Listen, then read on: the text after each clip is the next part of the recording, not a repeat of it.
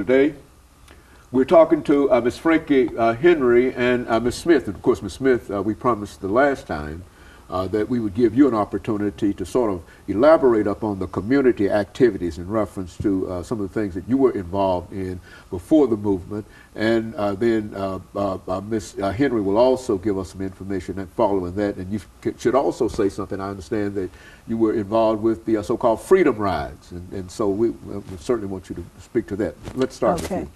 I was a student at Tennessee State University. I had started school in '59.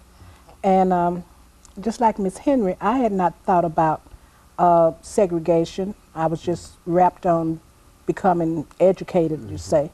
And when I started with the movement, I started realizing that things were not the same as they were in my neighborhood.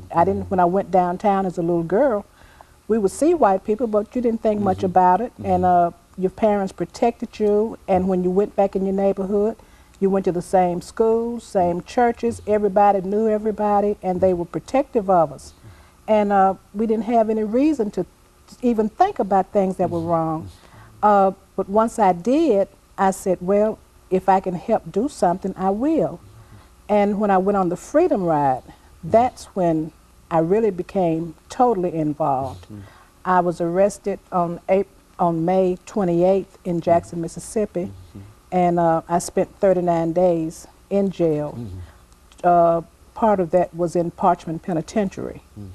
And in jail, it was kind of, they tried to intimidate us and stuff like that, but we made it okay without being, I personally was not attacked or anything like that, but they tried to work on your mind mostly. And when we came back from jail, we did the stand-ins or the picketing at H.G. Hills. And that was just about my extent with the movement. I did go back to school because, of course, we were put out of we were expelled from Tennessee State for going on the Freedom Ride. And I eventually went back to school after we were exonerated. And I did not complete my education, but I did get in 2.5 years, so that was my experience. But it's so much courage that has to be involved with the two of you. Now, you sort of stumbled into the movement in a real sense. Yes, I did. Even after getting there, there was so much terror that was associated with this movement that somehow it seems that it would have been difficult for me to have maintained any kind of anything. I think I would have been too fearful in a real sense to have been involved in the movement because, see, I'm from Arkansas. Okay. And we understood. I was at EMcClain College in Pine Bluff, Arkansas, and we had 2,000 students there.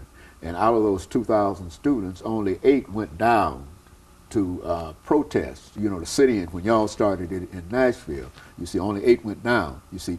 And most of us, because we were embarrassed, didn't want to admit that we were fearful and etc., we stood around and we pointed at them, you see, and saying that they didn't understand the terror of the white man, the Ku Klux Klan, and et cetera, and et cetera. And so it took a lot of courage, you see, to become involved in it the way that the two of you were, especially knowing what I know about the Freedom Rides, Ms. Smith, that had to be a very, very terrifying experience because were you on the bus that was burned? No, I was not.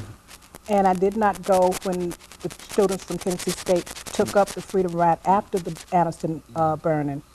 I stayed here and went to school and I sympathized with them. But one thing, my family asked me not to. And so I thought about it and I knew they were leaving the next day before I actually left. But after an incident on a West End bus, hearing something that someone said, that's when it hit me that I was supposed to be going on the Freedom Ride. And so I went home, got off the Jefferson Street bus, went to the office, asked could I still go. I was told I could. I went home and I called my mother. I said, I'm going. And this time she did not say, please don't. She said, okay, if you have to. So that's what I did, and I was gone. That was just a development of growing consciousness among a lot of folks, among the students and among the parents and the people of understanding finally exactly what the whole thing was all about, and that somebody had to go. Yeah, it was like somebody, I had to complete what I started. Somebody had to go. And I know we've got about 5 minutes here, Frankie. Let's